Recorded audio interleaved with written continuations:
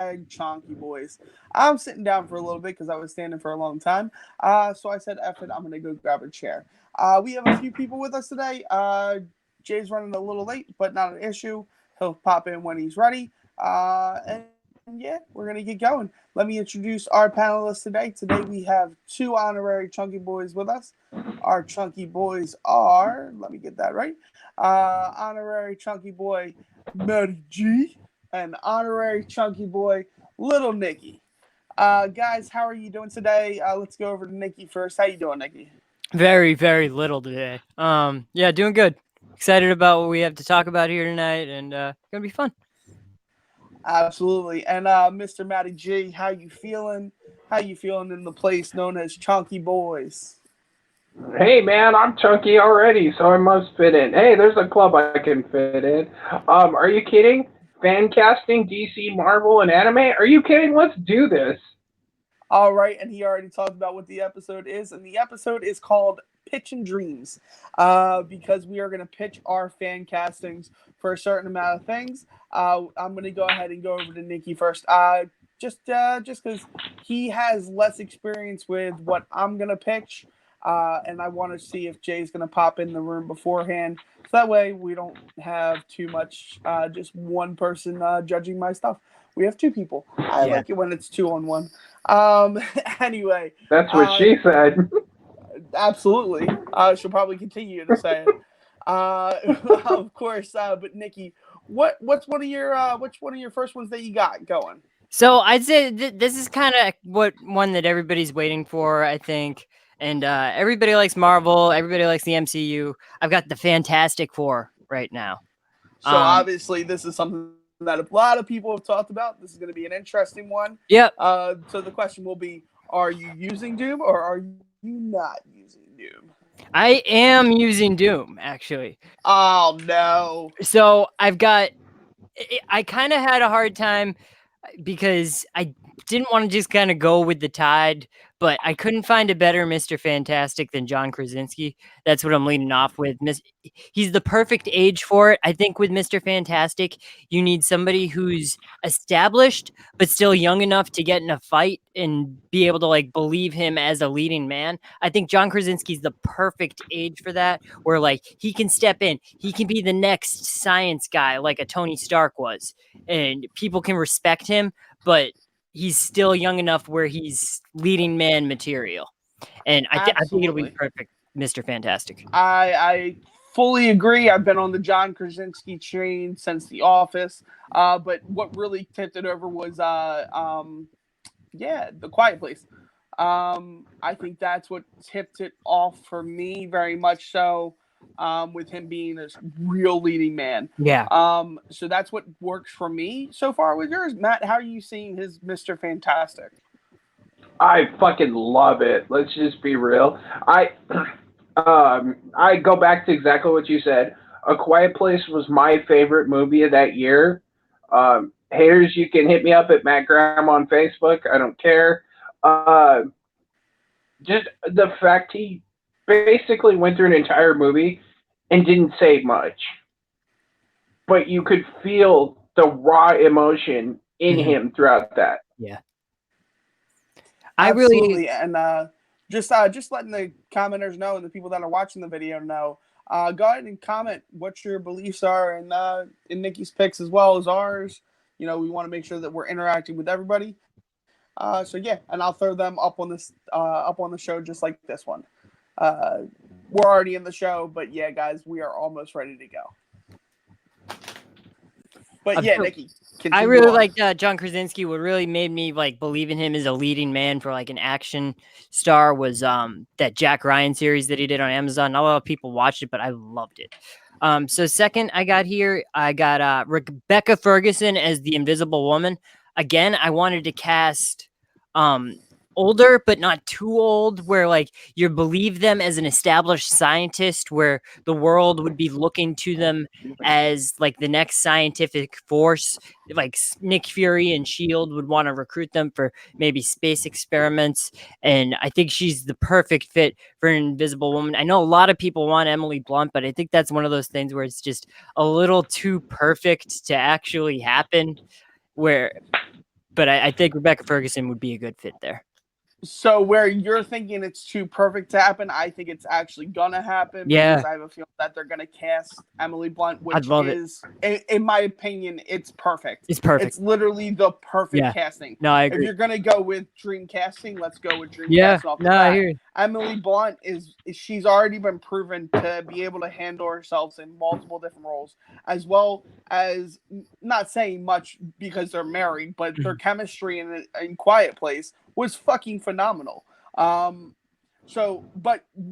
going off of strictly your pick, Rebecca Ferguson, absolutely. She's another phenomenal lead. I don't know what her and John Krasinski's chemistry would be, but at the same time, it could work depending on how they feel, how they're feeling each other out, because they're kind of the backbone of the Fantastic Four.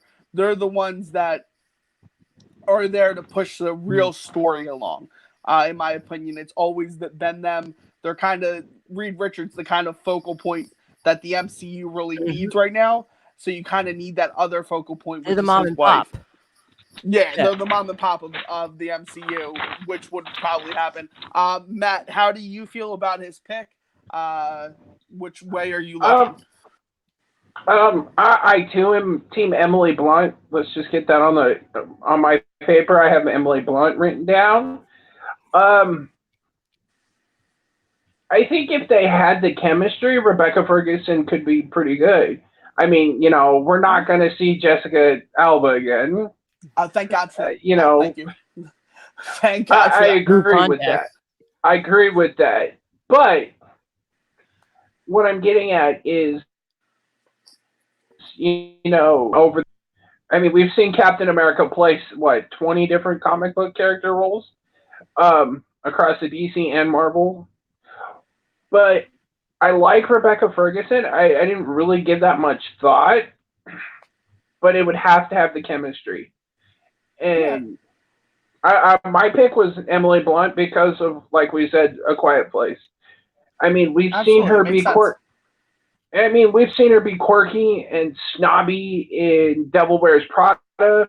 We've seen her a badass in Edge of Tomorrow, by one of my favorite science fiction films of all time. It's great. So she's got the chops, and like you said, the chemistry's there. But if the Rebecca Ferguson chemistry's there, I don't see why it wouldn't work. The only thing I think about Emily Blunt is that I don't think she wants to be pigeonholed into being known as only working for her husband. It was great on The Quiet Place, and I think they're doing it again for The Quiet Place 2, where he's directing and might be in some flashback roles. But I would just be a little worried about that she may not want to work with her husband as much as she is another. You know what? I get enough of you at home. I don't need to be on screen with you as well. All right, Nikki, who do you got for? I don't know. Throw me Ben Grimm. Who you got for Ben Grimm? Ben Grimm. We talked about this without him. Yeah, we talked about this a little bit last night. For Ben Grimm, I want Crondon Jones. He plays Tobias Whale on Black Lightning, and I just think he would be a perfect Ben Grimm, more actually the Thing than Ben Grimm. I think you could put him in the mocap makeup where you could still see his face, you could still hear his voice, and I just imagine him saying it's clobbering time, and I get chills. So the question I have for you then, are you doing an origin story or no origin story? Because that's where it's going to play key factor. See, this is how I'm doing it. I'm doing an origin story, but I would set the entire movie in space. My theory is they are already on that spaceship with Nick Fury. Nick Fury recruited a group of scientists to go with him to space to search for new allies and new threats. And the Fantastic Four are on there without their powers, just as scientists. And they get their powers on that ship.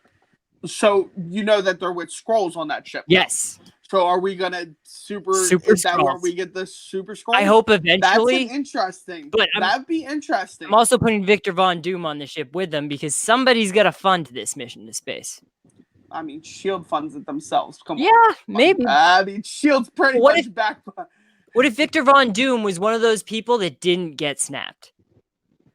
and they kind of need his intelligence. They need his persona. Because it's kind of on the same. I mean, let's be honest. Victor Von Dude's kind of on the same level as Reed almost. Yeah, absolutely. He's a little like he's not as smart as Reed, but he does have the intelligence. So I can see it. I just wanted to know.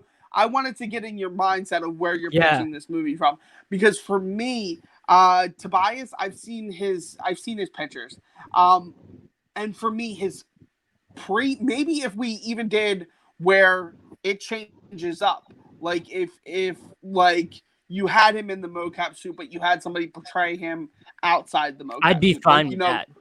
You know what I'm saying? Yeah. Because just for me, So he doesn't the outside exterior, and I know that's judging people, whatever. But guys, I've been a Fantastic Four fan since a long time ago. I'm 32.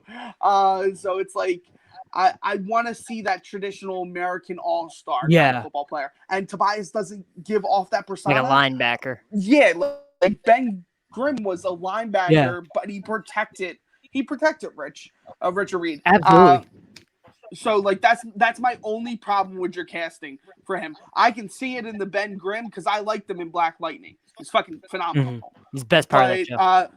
Yeah, he's one of the best parts of that show. I like Black Lightning himself, but no, like absolutely, I can see him playing just the Thing though. Yeah, absolutely. We would need to get somebody casted for Ben at that point. But Matt, what are you thinking? I kind of leaning towards the same way you are. It'd be kind of interesting is the guy that played. I know he's a little young, but played Cyborg in Justice League. Ray Fisher. To play him. Ray Fisher could do a good job with. To do the pre or do the whole thing, like just do the whole thing. The pre.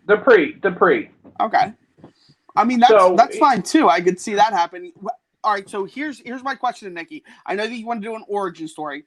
How long until they get their powers? How long until I would still do it in the first act of the movie. Yeah, I would still have it in the first. I would just have them in space already when the movie's I would have the movie start. Nick Fury recruits them to go on a mission to space. They're in space. They're with the Skrulls, and then it gets cosmic really fast. Ooh, what could be really interesting? What could be really interesting is he sends them out in an exhibition ship with a couple of Skrulls, right? That's how we get the Super Skrulls, and then they expand their knowledge to fully make a couple of armies because they really actually hate humans. But they hate everybody. That's the part I'm like really glued to, is that Nick Fury needs to be in this movie. He needs to be the one that gets him in space. Like if you think about it, if he wasn't, it wouldn't make sense. No, it makes perfect sense the way that you're building this up because no, without him. Without him, I mean. Oh, without him, it does. Like, without him, you're not getting an MCU movie. It's not an MCU movie. Mm-hmm. I mean, with him actually in that, for him not to get affected, he sends them out to research a certain part or whatever. And then he's not affected by the cosmic storm, but they are. Mm-hmm. Absolutely, So I think that would work perfectly. And yeah, I mean, if we get Ray Fisher for a first act, I mean, it's continuing him to work, considering that his that Cyborg's been officially taken over by someone else, and I think it works. And I think you could even keep Ray Fisher for flashback scenes. We could explain a younger college, a college version of all them and why he was such a good friend to Reed. And Chiklis was in like the first two Fantastic movies that they did. They brought Chiklis back to Chiklis form more than one time in those movies, as like short as that run was. Absolutely. So I mean, it could work. All right. So moving on. Now this is the one that I'm really excited here for because this is one of my favorite characters from all of Fantastic Four, next to Reed and Sue's son. Who you got for Johnny? Who you got for the Human Torch? Johnny Storm, I've got Ben Barnes. He's a really good young actor. He's more known for playing villains. He's been on The Punisher. He's been on Westworld, but he's one of those guys that can kind of play like the playboy type actor. And I think he would be a really good counterpart to Rebecca Ferguson's Invisible Woman if you're doing the brother-sister aspect. I think, oh my God, Really like him as Ben Barnes' Human Torch. that is an amazing pick. I didn't think of that, but now that I think about Ben Barnes, it's like, that's actually really a good pick. That's definitely a sleeper pick for me. Like, that was like, wow, that's out of nowhere. I really like that. Matt, how are you feeling on that? I saw you throw up a bunch of okays and yes, and Stunned is a good word for it, because I wouldn't have thought of it because, like you said, it's out of the box. But when you hit it, it's like, that's perfect. absolutely. All right, Nikki, who else you got? You said you got Victor Von Doom. And yeah, I got anybody Victor else Von yet? Doom. I want to hear Doom. This is wanna where hear it Doom. gets a little ridiculous, and I don't think he'll do it because I don't think this actor likes to play villains, and I think he kind of has this very controlled image about him where he wants everything to be perceived as him being the hero. And for Victor Von Doom, I have Tom Cruise. Again, you have Tom That's Cruise. not necessarily true because Tropic Thunder. Tropic Thunder. I was thinking the same thing. They never made that Les Grossman spinoff, and I wish that they would. But it's one of those things where I think he would be really good playing like the benefactor, the guy that kind of has to be there as the rich scientist. People view him as the next Tony Stark because he's rich and a genius, as a parallel to Reed Richards, where he's an established scientist, but he's kind of always in debt at the beginning of his career. So I think Tom Cruise would be the factor that gets people in the seats for the movies. Marvel has been known to kind of have their biggest actor, like their biggest legacy actor in the movie, be the villain. So I think that would be a good fit for Tom Cruise to be Victor Von Doom on the space mission with them, with Nick Fury. And I think he's a guy that Nick Fury would maybe think, okay, this is a guy, maybe not, maybe not, but I'm going to take him on this mission with me and see what he has. I'm gonna actually shoot over to Matt first. Matt, what do you think on this? I kind of don't like it, to be honest. I think Tom Cruise is a little too old for it. But in the same breath, if he was actually up for it, how you could tie that in to him being a part of S.H.I.E.L.D.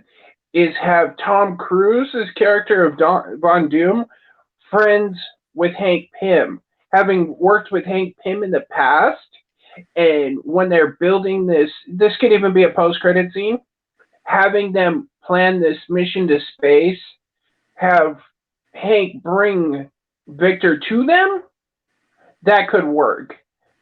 So I'm still kind of on the fence, but if it was done right, it could work. Because Tom Cruise can do no wrong, as we all know. Mm-hmm. So I'm in the same vein as Matt, but for a different reason. Well, not for a different reason. For kind of the same reason. Age-wise, it makes zero sense. And what I would hope that you would do is make, oh God, that goes and happens. What I'm hoping you would have done was had the competition between them, because that's a very big thing between them, and the reason that they kind of are rivals the way they are because they went to college and they went to school together. Someone that I think might work in the role, for me anyway, would be Adrian Turner. A lot of people that haven't seen him, hold on, I'll give you his IMDb real quick. I was trying to. You said the name and it sounds very familiar, and I'm like, wait a minute, who is that? So Adrian Turner has played. He was. Let me get you his name in the Hobbit films. He was Keeley in the Hobbit films. Okay, that makes more sense now. I think he's like perfect age for John Krasinski, and for like if we were to put Rebecca Ferguson in, because they're all around the same age. Ben Mhm. Grimm as well. I think it would work better that way. Again, I understand the way that you're going about it. I just don't. I don't think it would work as well, because you wouldn't have that actual rivalry. Unless you made him an intern for Von Doom, but he kind of goes against Von Doom Yeah. in a lot of aspects that he does to Yeah. science. Well, So, like, that's one of the What? things that I was thinking was that so Victor Von Doom, he's the guy, he's been like, you could set up this backstory that maybe he was number 2 to Stark and Hammer, and that like this was like the third scientist in the MCU. We just never heard about him before. And that Krasinski is this up and coming guy that he's threatened by. Okay, I can see Yeah. it, but then again, as a real Fantastic Four fan, who I hope what I would hope they would do is give me that rivalry. Yeah. I really want that rivalry, and I want it before they even touch the spaceship. Mhm. Like, I want them to go to college together. I want to see that. I want to like see that in a flashback. And the only way that you can explain Tom Cruise going to college at the same age as John Krasinski is that he wasn't a smart kid. Tom Cruise is eternally 40. They got snapped. They got snapped. They got snapped. Yeah, but Tom Cruise, I already got said Tom Cruise snapped. didn't get snapped. Well, no, Tom Cruise would not get Yeah, so he would have been older. So he would have been aging. There you go. It works. There you it go. works. Snap. Thank you, Sam. What about Theo James? I want to throw another name out there for Victor, though. What about Theo James? A lot of people really don't know his name, but he played 4 in the Divergent series, or he had a TV show that was really short called Golden Boy, where he played this hard kind of rookie cop for Victor Von Doom. I don't know that much of his filmography. Yeah, I don't either. I didn't watch Detergent. He didn't do a whole lot. He did the 3 or 4 Divergent movies, and then had his TV show. Was he kind of he was the main character? Like, he was one of the main characters, right? Right. Okay. I could see it. He was Divergent himself, right? If I'm not mistaken. Yeah, it was him and Shailene Woodley that are the 2 main characters. Okay. Yeah, I can see that, but I don't know much of his acting range outside of that. It's the same thing with Adrian Turner. There's not much of an acting range. You play Killy. Well, and that's one thing, though, but that's one thing that the MCU is good for, though, is that they take, the big stars. You've got John Krasinski, but then they also add nobodies. And they're running out of A-list stars. They're going to have to cast some unknown people at some point. Well, look at Tom Holland when he... look at Tom Hiddleston. Yeah. Look at Tom Hiddleston. Nobody knew who he was. Nobody knew who Hemsworth was either. Nobody knew who Hemsworth was either. Yeah. The only people that pretty much had not even A-list, just people that people knew were Robert Downey Jr. and Chris Evans. I didn't know who Robert Downey Jr. was. Like, and I'll be Scarlett Johansson. I knew Scarlett. Yeah, that was one of the ones I knew. I have a But director. if you look at those. All right, Nikki, who you got for directing this wonderful pick? So for the director of Fantastic Four, I got Justin Lin. He's directed Fast and Furious. He's directed Star Trek Beyond, which I think is the best out of the J.J. Abrams Star Trek movies. It's a great episode, Star Trek. It's a great Lost in Space type adventure. And I think this would be a really good space movie with Justin Lin directing Nick Fury and the Fantastic Four in space. I've still never seen that. Beyond? Yeah. I can see it. I just that's a lot. It's a lot to handle. You're handling the Marvel's first family. Mm-hmm. I can see it. It's got entrance. I didn't know how much heart Beyond had. Had a little heart, but you need a lot of heart in this movie. Mm-hmm. I like Abrams. If we're gonna go that route, but Abrams, no, he's not gonna do another big blockbuster movie. And Abrams, I thought of, but then that's when I went to Justin Lin because you mentioned family.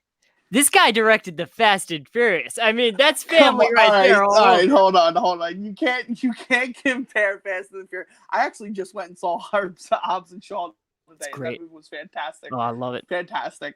But guess what's still in that movie? Family.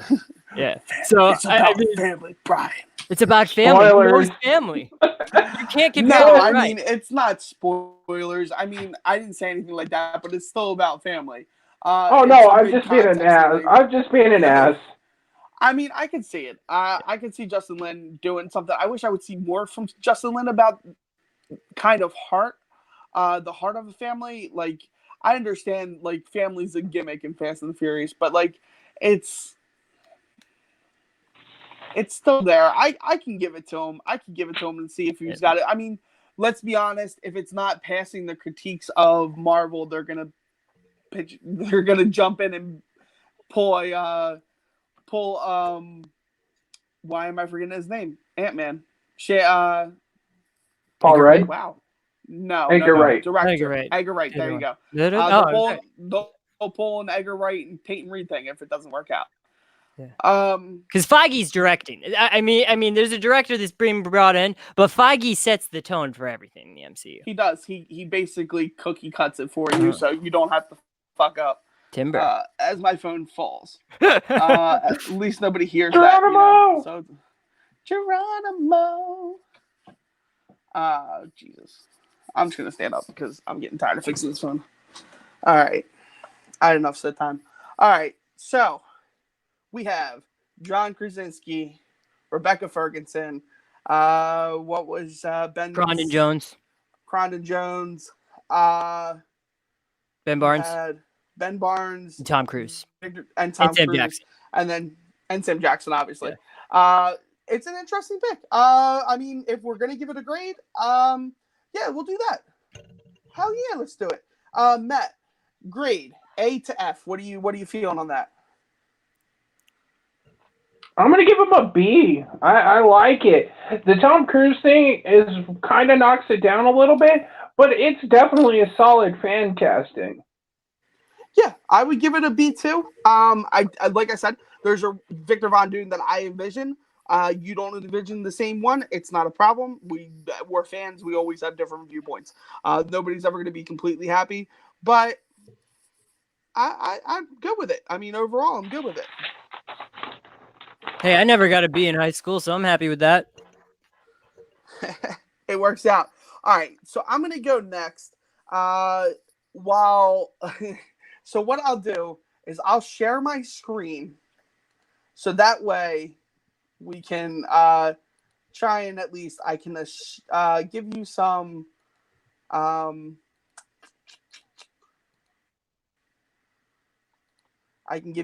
ideas of people. All right. So I am going to cast I'm going to go ahead and cast Dragon Ball. And Dragon Ball, I'm going with the King Piccolo World Martial Arts tournament. And for first picks, I'm going to go ahead and go with Ross Butler. You know him from 13 Reasons Why, the first season of Riverdale, as my pick for Goku. He's a very muscular person. If you've seen the new season of 13 Reasons Why, he's super muscular. He looks like he could fit the role. And if you look at that hair, it's beautiful. We'll get the Goku hair. I think it's a perfect pick. I think we need somebody who's lighthearted. And if you've seen 13 Reasons Why, the lightheartedness comes from Zach more so. I mean, at certain parts, he gives levity to the show. Riverdale, he did the same thing. He was fun to watch. Yeah, so I'm going Ross Butler as Goku. What do you guys think? Well, I don't know much about the source material. I know who Goku is, obviously. I mean, he has black hair, so I mean, nobody's gonna have the hair that Goku has, so you can't really judge it on that. I haven't seen Riverdale or 13 Reasons Why. I tend to stay away from shows that involve like high school plots, but I mean, he could be a good. He's fit enough to be Goku. Like, I'd believe it if he had like energy coming out of his fists, or yeah, Goku. What do you think? What do you think, Matt? That's literally going to be everything that Nikki says the entire time of fan picking for anime. He's going to be like, oh, I could see it. That person has this features. But we're going to go over to Matt. Before I answer, do you want to go your list against mine? Because I, too, have a Dragon Ball list. Ooh, battle. No, because yours is later. Mine's more early in the series. I'm building up a right, franchise. But I have a Goku too. And you can pull his picture up. All right, who's your Goku? Is his Goku better than your Goku? I'll decide. Henry Golding. Who? Henry Golding. Pull him up. Henry Golding. Henry Golding. I recognize the name. You should. He's in. He was the star of Crazy Rich Asians. Oh, okay. Okay. So the difference here is you have an older Goku. You're going for a more older series. So this is what's hard about comparing lists. Mine's more of an early age series, and yours is more of a later age series. You're trying to start characters later in the franchise and get them involved and get people to look at people, get people invested as a later age. Doug, so that's why I like your Goku. I don't want to go list for list because it's different. No, if it's different time periods, you know what I mean? That's fine. You're gonna pitch a completely different movie than I'm pitching. So I just wanted to see if you wanted to get. Okay, go ahead. But yeah, I do like your casting for Goku, though. I'll give you that. I do like him as an older Goku. It works. But yeah, we'll go into that in a But your minutes. character, I do like your character. I will admit, your Goku for a younger kind of most people don't really see, Dragon Ball, like the average. Yeah. They think Dragon Ball Z, but for your younger Goku, it's perfect. So the next person I'm casting is Chi-Chi. Lyric Okana. She was in Marvel's Runaways. She's super solid in the series. She is going to be my Chi-Chi. I think she has enough attitude, enough grit to give us an actual Chi-Chi that we deserve. A Chi-Chi that basically put Goku in his place. Yeah, she's got to be a bitch. No. Do not call Chi-Chi a bitch. Sassy. That's fucking unfair. She got to be sassy. Yeah. Second, she's got to be able to actually fight. She's got to be able to actually fight because Chi-Chi actually fights in the tournament. And I think it's a key part in the tournament. And Chi-Chi has to be able to stand up to Goku, like physically. Exactly. Because she goes up to him and grabs him by his ear and jerks him around. Well, let's be honest real quick. Goku lets her do that because Goku's in love with her. I know a lot of people are like, but they've never kissed. Doesn't know what love is. They've never kissed. They will. That's one thing though that they don't bring up at the wedding. No, later in the series, he says that I never kissed her. He says I never kissed her. I know the episode that you're talking about, but Akira Toriyama himself has been a person who forgets his own storylines. I can pull up the episode right now. I can pull up the episode right now in which they kiss at the wedding. And my film is going to be based off of Dragon Ball, not Dragon Ball Z or not Dragon Ball Super or GT that we don't like to talk about. We don't discuss GT in this circle, everybody. That is non-chunky discussion. So Lyrica Okano is a part of the Runaway cast, and I think she'll be able to hold her own. I'm mainly casting all Asians, just because I think that's more along the lines of what Dragon Ball, where the area is located. It's a fictional town, but if you notice it's primarily Asian based. There's a few American kind of faces, but primarily Asian based. So that's why I'm going with Chi-Chi for this. I gotta be honest. I was on board. I think she looks great. I think she could be a great Chi-Chi. But I was on board until you said Lyrica, man. Lyrica made me sick. I can't take Lyrica. if her name is Lyrica, I think that's just gonna give me traumatic episodes. So like, I can't. Yeah, thank you for moving the name. She looks better now. But Thank you. Look, there you go. Not that the Lyrica's back there now. You get the Lyrica Lyrica out of the and shot, Gigi- and I'll get it. If it's There you just go, there you Gigi go. there, I'll enjoy it. But the second I see Lyrica, I'm gonna get flashbacks. Here you go. Here you go. There you go. You just, God. And see, Gigi has you to see be it good. right there. And Gigi in the beginning has to be attractive Well, she's got that.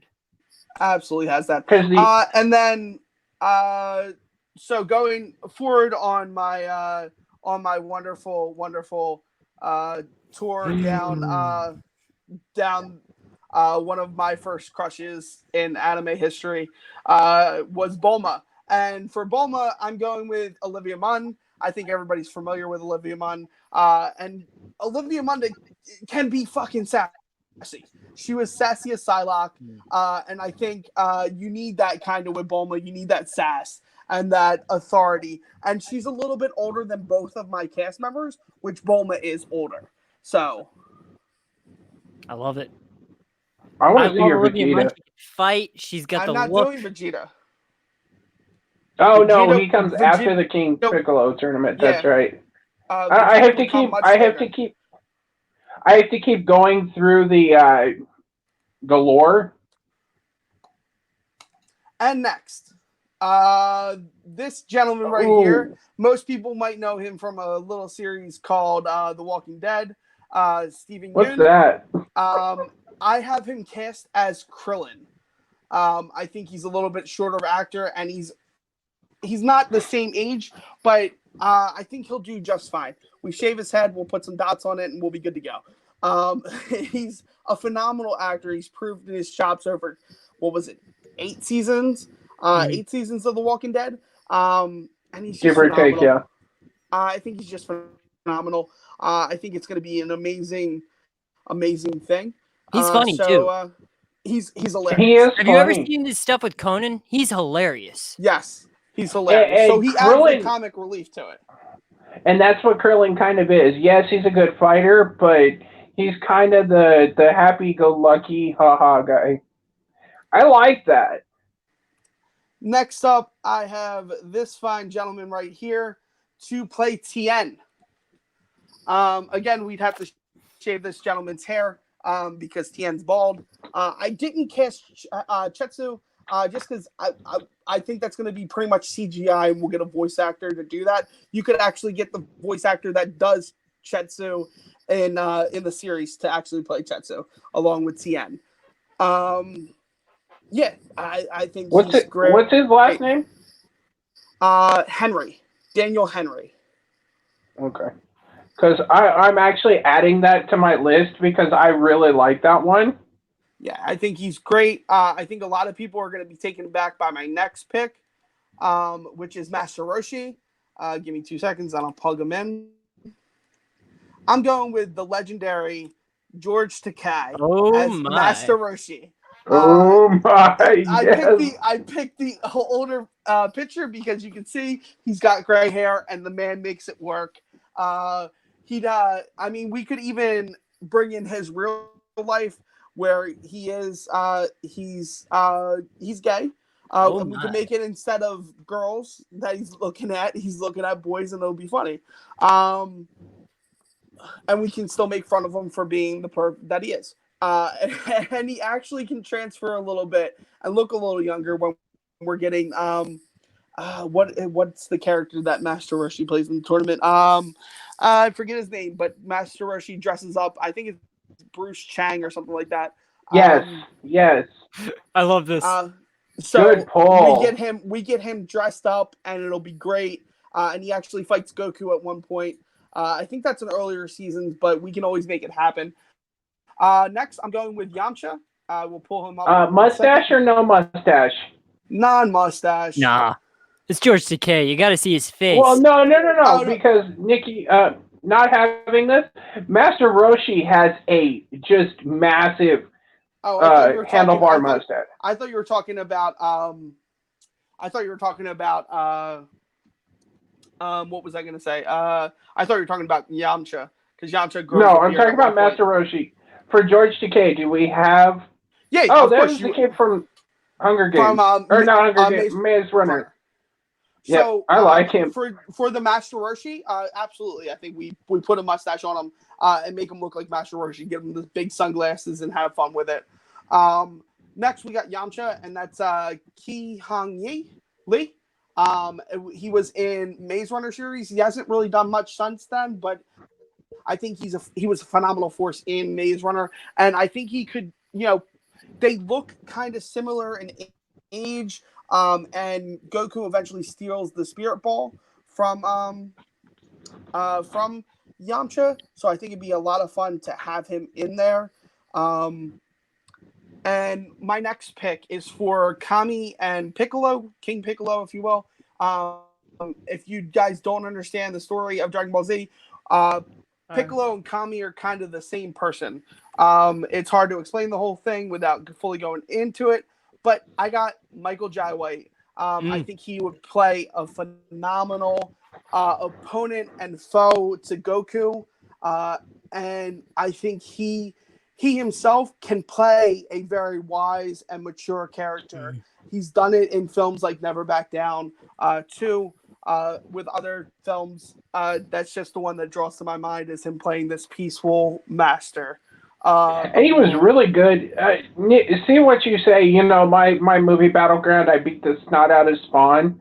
But say what you will, but he was really good in it. He's great in everything. I love him on Arrow. Absolutely. So his to go just with action. Go ahead, guys. Go ahead. Sorry. Just his action, the ability, the fact he is a martial artist would definitely come in handy. Absolutely. And this is the part of the list that people are going to either really like or really not like. But I have Mr. Popo as CeeLo Green himself. I think it's a perfect casting. CeeLo Green's hilarious, and Mr. Popo, when he gives his one-liners and quips at people, it's hilarious. I think Mr. Popo would be perfect with CeeLo Green. I think it's one of the better picks on this list because I literally thought of it out of nowhere. I was like, that's perfect. We could cast CeeLo Green and give him a nice little healthy role. What do you guys think? Question. Yes. Mr. Popo is short. He's a smaller character. Would you bring him down a little? Or would you just have Mr. Popo as a regular person? I mean, Mr. Popo is not that short. He's about the same height as he's a little taller than Krillin. He's not really... Isn't he almost 6 foot? He's pretty tall. Let's look. I got it on my thing. I don't know if they give personal life. Maybe. No. Let's go back. Yeah, actually, CeeLo is only 5'7", so he's the same size as me. Oh, there you go. 5'7", so you could make him a little smaller, but not too terrible. Okay, I like it. You can make anybody. I wanted to see what your movie. So I'm not gonna take this pick as my own because I got help from Nikki. I think this is a perfect. I think Jacob Batalon is a perfect pick for Yajirobe. I think it's perfect. He's right around the same age as all the other actors. He's about 24, I think we said, right? 24, 23. He's like something like that. Something like 23. If they went into filming or got the deal made, the possible filming wouldn't be for like another year probably because they'll be working on the script. So he ages up a little bit. He'd be pretty much perfect. We could get a wig on him and make it look realistic. Or just leave him basically bald would even work. And we just get the same characteristics that Yajirobe has, which is that kind of character. He's meant to be a hero, but he's super cowardly. It's something that I really like. Going on, if you ever want to discuss the character, just let me know. I'm just gonna move on as we go. Well, I like this actor. I think, like you said, I think bald would be a better look for this movie, just for the aesthetic of Dragon Ball Z. I think that would kind of fit a little bit better. You just looks like. I'm looking at this picture that you have here. He looks older without the hair. Yeah. All right. So my next pick for the Ox King, because you can't have Goku and Chi-Chi and all the original Dragon Ball characters. He kind of fades out during Z, and you see him a little bit during Super, but he's pretty much he's a mainstay in the original Dragon Ball series. And who I have for the Ox King is somebody that's super kind of intimidating, like how he is. Let them fight. But when you actually see him in other roles, he can be very gentle, and that's Mr. Ken Watanabe. I think he's really a good pick when it comes down to it. You have that angry face, but then you also have let me see. Look at that. Look at that smile. Mhm. You could love that guy Yep. in a heartbeat. And then he can age himself, and you Mhm. know it works perfectly because the Ox King eventually grows old once he teaches his lessons to Goku and stuff like that, which he would eventually do. Going on to Just want to say, anytime you put Ken Watanabe in something, it just adds legitimacy to the movie, and like I'm instantly more interested in this if he's in that. yeah, I mean think about it: Last Samurai, Godzilla, Inception, Yeah, all these movies that are on the top He's of the a page great right actor. there. He's a favorite of mine in Inception. That kind of whole Oh yeah, boss. He grows old. Like he owns the screen. Even like in that opening scene where they're in his mind, and he just looks around and goes, "You got the carpet wrong." And he was I fake always Ra's al Ghul. yeah, He just which is perfect. he has this charisma about him. I like that. He's great. All right, so going down, a character that eventually is forgot about completely until Super is a character that was huge for the Dragon Ball Z the Dragon Ball cast, like maybe 1 or 2 episodes of Dragon Ball Z, and that is Launch. Launch is a character in which she basically sneezes and becomes this ultimate badass. She's a ditz at first, and then becomes a super badass when she sneezes. And for that casting, I have Miss Maisie Williams. I think this casting is perfect. She's a little younger, but she's not really young anymore. No. She's aged up a little bit. I think it's perfect. She's one of the only actual like American type faces, and that's why I was okay casting, a Caucasian white person in the role, because she's the only one that's actually kind of like Caucasian and non-Asian looking in the roles, besides like the Namekians and like Mr. Popo. But yeah, so I got Launch as Maisie Williams. Great casting. I love Maisie Williams and anything. I think she can definitely fight. Like we've seen that on Game of Thrones. And she's got such a unique look about her that as soon as you see her in something, you're like, oh, that's Maisie Williams. We got to see what she's doing now. Plus, Launch Absolutely. kind of has this ditzy sweetness to her before she sneezes. So, and Yep. Maisie Williams at the beginning of Game of Thrones was really sweet and innocent, and then becomes this just total badass. So yeah, I like that. All right, so then I got the last casting that I have right here is the World Tournament announcer. And that I have Mr. Harry Shim Jr. A lot of people know him from Glee or Shadowhunters.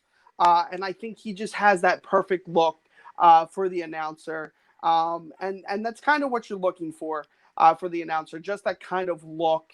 And like, for me, he's got the energy to make you want to like join in. I think he's perfect for this role. Yeah, and then I'll get into my writers and directors after you guys talk about the World Tournament announcer. There's not much to talk about him, but Harry No, Shum Jr. He started as like kind of just like this background, almost like a featured extra on Glee, and they really kind of like promoted him up to series regular over the series, and he was one of like my favorite characters on that show towards the end of it. So he's a good actor. I can see him doing that.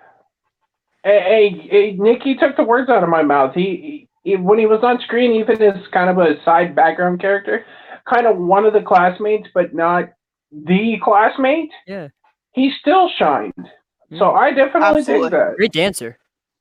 So Exactly. You could influence the dancing into the actual announcing. Like he could just walk on the stage and have fun with it. So my writer, a lot of people are gonna be like, well, why are you having that writer? And for me, it makes a lot of sense because he wrote the show, he wrote the manga. I think Akira Toriyama would be perfect to write the King Piccolo story to go over for the actual movie. I think the reason you love these characters so much is his writing. And I think if you give him the shot to actually write a script, it'll be something special. So that's who I got as my writer. I'll go over my directors next. But yeah, what do you guys think? It's a bold choice. I like it, though, because this would have to be character-driven. Sure, the martial arts is definitely going to have to take a front center, but if it's not a good story, it won't work. Look at Mortal Kombat. The martial arts but the story was jack shit. Granted, granted, I have to admit, it is a guilty pleasure of mine. I mean, Doug, you know how I feel. I love Mortal Kombat. Doug, you know how I feel about Mortal Kombat. You in the game zone. Listen. About to make you boot off of ChonkyBoiz. No, I'm playing. I love you, though. One thing I was just thinking, when you said that he would be this is who you would have to write the movie, and I'm not that familiar with the source material, but I know that it's kind of an episodic series. Do you think that this is a property that would be in a cast that would be better adapted as a movie or as a TV series? I'm glad you asked, because the people that I have for directing this, I have 3 directors, and you'll see why in a second. Shit.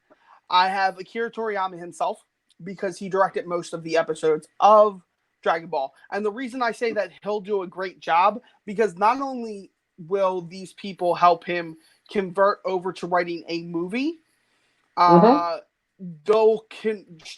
a lot of people believe that they can do it because they used to be TV writers themselves and TV directors. And then they got their little start on a movie called Captain America Civil War. I'm going with the Russo brothers. I think those guys all together, all 3 of them all together, would make one of the best Dragon Ball movies that you've ever seen, including the animated series movies, which are amazing in themselves, because Akira Toriyama has made Dragon Ball movies by themselves. But I think with the 3 of them working together, you're going to have just an amazing movie, something that's a spectacle, something that's going to become a franchise, which then could continue down the line to Meeting Matt's movie at one point. But no, I that's why I think it would be so fantastic, because you have these directors that know what it takes to transfer what TV is supposed to be, to give you this epic scale movie. But yeah, that's my pick, and that's my casting and writing and directing for Dragon Ball. Yeah, what do you guys think? Hey, I'll see anything that the Russo brothers direct. They have that 23 Bridges movies coming out in a few 21 weeks. Bridges? 21 Bridges. I don't know. T'Challa shuts down Bridges. It's just the Russo brothers are directing it, and I'm going to see it just because of that name alone. Those names, the Russo brothers, that carries weight in Hollywood right now. And any movie that they're attached to, I'm going to want to see. Absolutely. I agree with you. That's why I put them. I like it. I really do. And what's funny is we could actually, if going by yours, later down the road, we could actually use yours as a jumping point into mine. So I like that. Ooh. I mean, yes, I have a totally different cast, but... All right, so now it's down to grading time. I know that you don't know much about the source material, Nikki, but you heard my casting. You heard what this story's kind of going to be. It's going to... Oh, actually, let me pitch the story real quick. So it's now the World Tournament, and Piccolo, you're going to get a little scene beforehand, or maybe not even a scene beforehand. Maybe it'll flash during a flashback during the fights and giving you stories. You get Chi-Chi's and Goku's wedding. You get why it's so important for him to win this martial arts tournament, and that it's Piccolo trying to destroy the world. It's basically a really complex story that you're going to fit into this movie. It's going to have heart. It's going to have soul. It's going to have amazing fight choreography. I think it's just the cast is all around star-studded for what it is. Yeah, in all honesty, I think it's a really good film. I hope that maybe they do this as a film. Mhm. So I'll grade first. Well, I think that the cast like is solid. One of the things is that I'm just concerned about is that I'm not sure if there's enough star power there for a general audience, but you're kind of trying to draw that in with maybe the Russo brothers and just Dragon Ball as a property that getting people in the seats. If this was like a TV series, I'd say like, yeah, this is an A+ cast and crew. For a movie, I'm gonna say a solid B+, and I'd say go picture. All right, cool. Nikki gave me gold picture. What do you got, Matt? You give me a gold picture too? I'm gonna go. I'm giving you the Oscar. I'm giving you the Oscar. I love it. I give that an A. Thank you, man. I'm excited. You can have the Oscar today. So we're gonna do actually one more. We'll go with Matt's because we're getting ready to roll up on that hour long. I don't want to go much past an hour. But I think Subras is a little far behind. But he said, "Sup, Nikki, FFA winner 2019." Yeah, free for all winner, comic book free for all winner. I did win that. I gotta print myself out like a little. Hey. Okay, so since you did Dragon Ball, I'm just gonna leave that one alone because I like it. So I've got a pretty extensive list for that one, but I'm gonna also say anime. And I'm going to fan cast Princess Mononoke. Okay. Now, this is going to be an interesting one. It really is, because it is very whitewashed, I have to admit. Do you have any Marvel? Do you have... I don't want to get us shut down. Do you have any Marvel?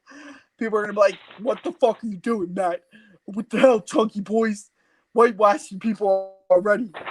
I do have... I didn't really write out a Marvel. I have a couple DC. I can pull a couple DC. There you go. Give me a DC. We had a Marvel. We have we'll get you as a DC and me as anime. All right. Well, since I'm gonna go with the Batman. I did kind of a rogues gallery style Batman movie. Okay. I'm gonna for my list. I think I'm gonna stick with Robert Pattinson as Batman. Mm-hmm. Okay. It was a toss-up between him or Ben Affleck. I have a major hard-on for Ben Affleck, but with the age of the people I've chosen, I just don't think it'll work. Yeah. So, for my Riddler, I have Matthew Gray Gubler from Criminal Minds. He actually did the voices of the Riddler in the Arkham games. I know this is kind of close to... You know what? I'm going to change that. My Joker is David Tennant. Okay. That's interesting. I'm okay with that. One's a good one. I was going to go Bill Skarsgård, but off air we discussed it, and you're right. It is a little close to it, or Pennywise. Yeah. But I'm a huge Doctor Who fan. I'm a huge Jessica Jones fan now. I finally started that. But David Tennant, I think he could bring a real... Thank you. I think he could bring a kind of this kind of sophisticated Joker, not quite like Heath Ledger did, or Jared Leto, or anybody. It would be similar to Mark Hamill's animated, because this is more of a detective story. Yeah. Okay. I like David Tennant as the Joker. Thank you. Yeah, that's an interesting pick. It really is. I think him playing the Purple Man kind of gives you an insight to how he would play the kind of sociopath. Because if you think about it, we've had a gangster Joker, we've had an anarchist Joker, we've had a gangster. I said gangster. We've had 2 gangster Jokers, 3 if you count Caesar. But we haven't really had that psychopath Joker, like someone that's literally just like crazy. Because even the anarchist Joker, Heath Ledger, as great as he was still an anarchist. He wasn't like he just wanted to watch the world burn. Exactly.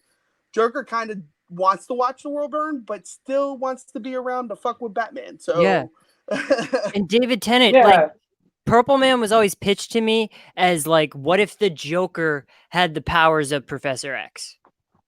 And I think, so I think David Tennant, he looks good in purple. You could see him with like the white paint. I've seen like different like fan cast images of that. So that would be one I'd definitely be on board with. Bane, if you're not a wrestling fan, you may not know this name, so you may have to look him up. John Cena! Is Braun Strowman from WWE? He is a monster. He was in, I'm going to say it, he was in Holmes and Watson very briefly. He was the one that beat the shit out of the 2 of them and threw them through the glass plate window. Hey. Yeah, there you go. I've never heard of that actor. Name? What's that? What's his name? What's his name? Braun, Braun, and then Stroman. Got it. Yeah, I can see as that. Bane. I mean, it's big. Because Bane doesn't really have... I mean, yes, Bane's got this... He talks, but most of the time he just jacks up and beats the shit out of stuff. He's got a mouthpiece. I mean, that's a misconception, absolutely. A lot of the times... It really pisses me off that they haven't portrayed Bane as a really fucking smart person like he is. Because in the comic books, he's a fucking Mexican cartel guy who's fucking a genius. He just gets himself fucking super jacked just to break Batman's back. No, I didn't get down with this. I understand the concept that you're going behind it. I really wish somebody would cast the actual fucking Bane, not a puppet used by fucking Talia. Which wasn't even the right Talia al Ghul. I hate that shit. I hated The Dark Knight so much because they ruined Talia for me. No, I fucking love. You don't understand. I love Talia in the comic books. Oh, me too. I think it's really fucked up. I think it's really fucked up what she does to Batman. Fucked up what she does to her son. Oh God, she fucking clones them. Yeah, and kills them. Oh my God. And kills the clones. Yeah. And kills him too in later issues. But we get Demon. What's his fucking demon? Damien. Damien. That he. No, Damien. Oh, no. Damien, but his pet. His demon. Pet. Oh, Edit. Yeah. It's some kind of bat creature that he has, right? I know the dog is Titus. Let's go. All right. Sorry to sign. Yeah. Damien Wayne would have casting on my DC one. So while you look that up, I'll keep talking. For Catwoman, now seeing her walk in Aladdin really kind of pushes is Naomi Scott. Woo! She's got this slink to her. Because if you see her in Aladdin, most of her dresses are real form-fitting. And she's real kind of slinkish when she's walking. Mm. So I think she could really pull that love scene with. That's why I was spelling it. With Robert Pattinson, because Selena Kyle and him have, they have a relationship. Yeah, so I love Naomi Scott. I actually stole this one from Little Nicky there. We're going to have Robin in this film. Yeah. But it's going to be Maisie Williams. It's Goliath. Goliath, there you go. Right, that's we're actually going to have a female Robin in this one, and it's going to be Maisie Williams. Who's going to be the character? That one, that's a toss-up because Are you going with him and the Huntress's daughter, or are you going with the girl that is like an orphan? I kind of would go with the first one. Let me look up Just her name. I forget her name. Yeah, I can't think of her name. But yeah, you're pushing where I'm going with this.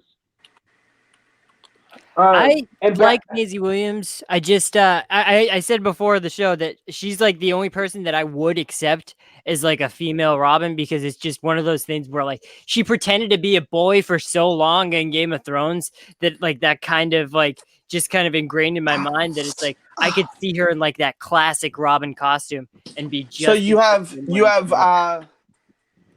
either Helena Wayne. Helena Wayne, that's her name. I had Helena written down, but I wasn't sure. Carrie Kelly was also a female Robin. There was also Stephanie Brown for a week.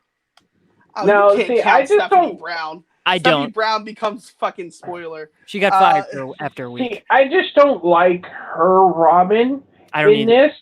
Just it doesn't. Which fit. Robin? This one that I'm on right now. Yeah. I don't like her either. It works for the Dark Knight. For the Dark Knight Returns kind of story because it's kind of similar, but I would have to go with Helena Wayne. Who did you have Naomi Scott playing as? Catwoman, Selena Kyle. So if you're going with Helena, you got to give us the Huntress. Ooh. Who's already casted? Huntress, that's a good one. I'd have to. If I'm gonna go Huntress, now she doesn't look right, but she could be changed. Would be Deborah Ann Wolf from True Blood and Daredevil. Okay, I like her. She's got a very like sympathetic feel to her. Like everything I ever see her in, like she just always plays like a very sympathetic character. Like you kind of feel bad for her. And when you see her Huntress on acting on stage, that's how she is. She's kind of this under the radar sort of character. Yeah. But then when she becomes Huntress, just like when when Jessica becomes an actual vampire in True Blood, she becomes this all-powerful being. And then Batgirl, I would have Shailene Woodley. Not bad at all. Shailene Woodley is a great actress. She just hasn't been in great movies. No, can't hear you yet. Okay. So I'll just go on about Shailene Woodley. I